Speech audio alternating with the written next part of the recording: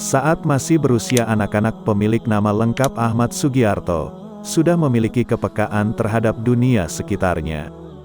Ia meyakini alam semesta pasti diciptakan oleh Tuhan, dan untuk menyembah kepadanya seseorang perlu mengikuti agama. Waktu itu, ia mengira bahwa Tuhan haruslah zat yang empiris. Dalam arti, Tuhan harus bisa dilihat oleh mata manusia. Seperti umumnya anak-anak Ko Asen, begitu akrab disapa pun memiliki banyak teman. Mereka berasal dari macam-macam kalangan. Tidak sedikit pula yang beragama Islam. Bahkan, Asen kecil mendapatkan pendidikan di sebuah sekolah Islam. Bila dibandingkan dengan kawan-kawan sebaya, dirinya terlambat mendaftar sekolah. Ia mulai belajar di lembaga tersebut saat usianya 11 tahun. Bagaimanapun, ketertinggalan itu tidak begitu dirisaukannya. Yang penting, terus belajar dengan sebaik-baiknya. Di samping itu, ia pun selalu berusaha menjadi pribadi yang ramah sehingga punya banyak kawan. Dalam berteman, Asen tidak pernah membeda-bedakan agama atau kesukuan. Orang tua saya beragama Konghucu. Saya dan kakak-kakak saya diajarkan agama Buddha di sekolah. Dan setiap akhir pekan saya sering diajak beberapa teman saya ke gereja, ujar lelaki yang kini berusia 59 tahun itu, seperti dinukil Republika dari saluran YouTube milik pengurus Persaudaraan Islam Tionghoa Indonesia, PT Firdaus Sanusi, baru-baru ini.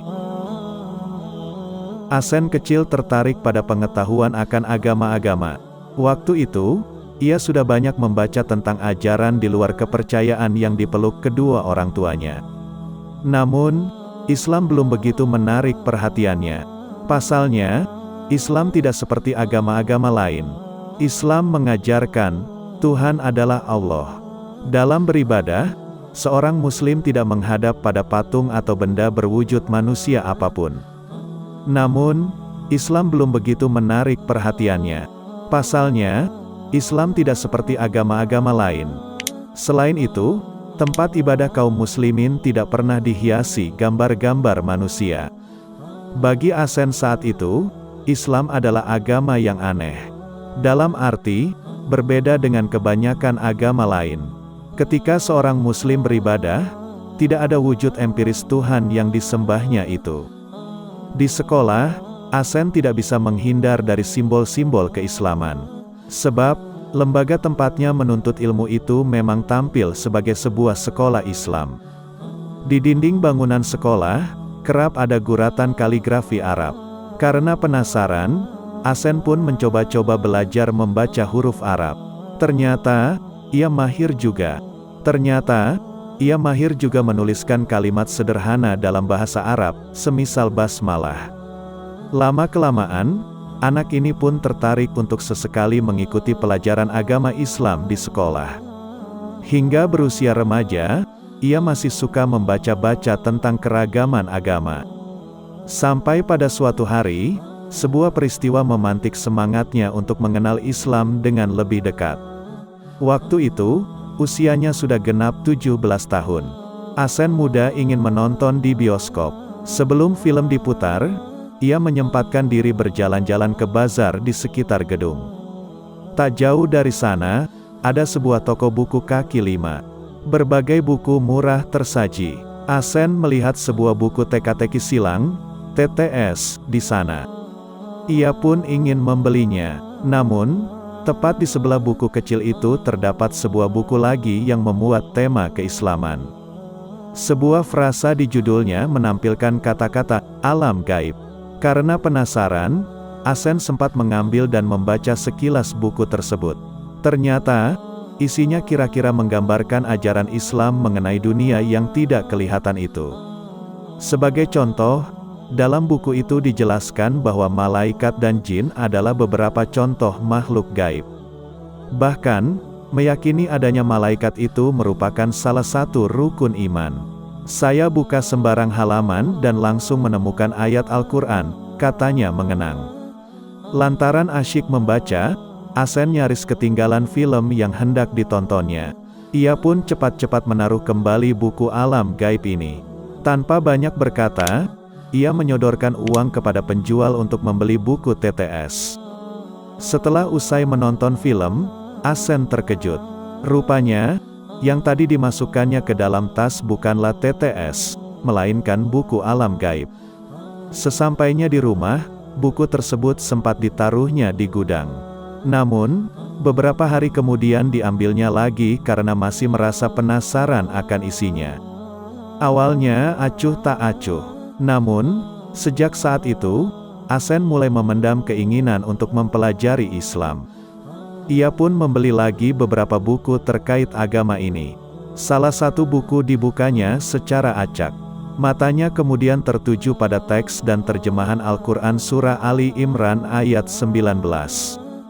Lelaki berdarah Tionghoa ini sejak kecil sudah sedikit belajar bahasa Arab. Karena itu, dirinya sedikit mampu membaca ayat tersebut.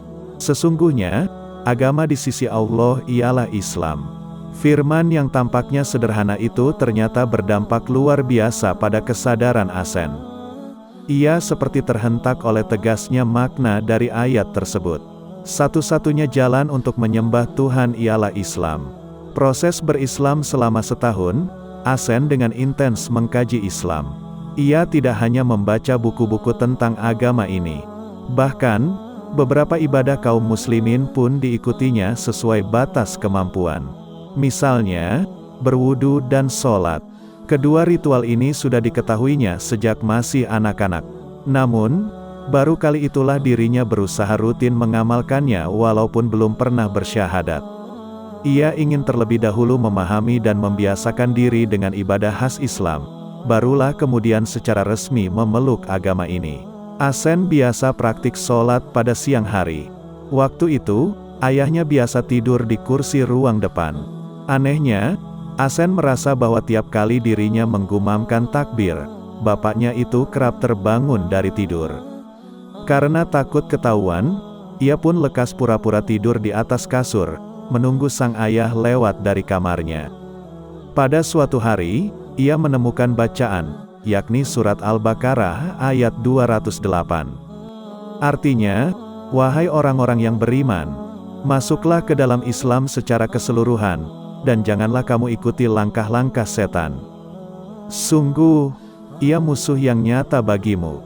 Saya berpikir, ketika saya sedang belajar sholat, papi bangun mungkin karena bisikan setan. Mulai saat itu, saya memberanikan diri. Kalau papi masuk kamar dan saya sedang sholat, saya tidak lagi sembunyi. Saya teruskan sholat, ucapnya menceritakan. Benar saja, ayahnya masuk kamar dan terkejut melihat Asen sedang sholat. Namun, pemuda ini tidak bergeming. Tetap saja melanjutkan sholat. Setelah itu, ayahnya semakin sering meminta Asen untuk membersihkan patung-patung di rumah dan tempat sembahyangnya. Kalau untuk sekadar membersihkan patung, itu masih bersedia dilakukannya. Namun, tidak demikian halnya dengan sembahyang. Ia selalu menghindar. Lama-kelamaan, orang tuanya pun menyerah. Mereka melihat, komitmen anaknya itu untuk terus mengkaji Islam tak bisa dihentikan. Pada hari Jumat, Asen memberanikan diri untuk mempraktikkan sholat Jumat.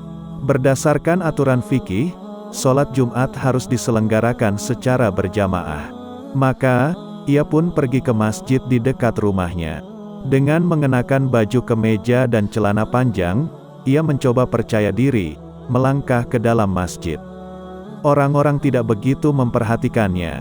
Mereka menganggapnya seperti jamaah biasa pada umumnya. Tiba-tiba Asen teringat, siapapun harus berwudu sebelum sholat. Ia pun lekas mencari lokasi tempat wudu di masjid itu.